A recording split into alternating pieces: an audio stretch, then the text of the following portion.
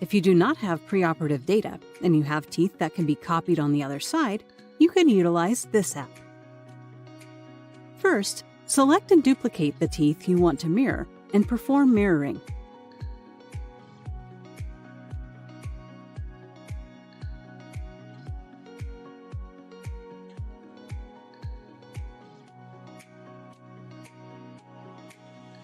Next, go to Transformation mode to set the mirrored crown in the right position.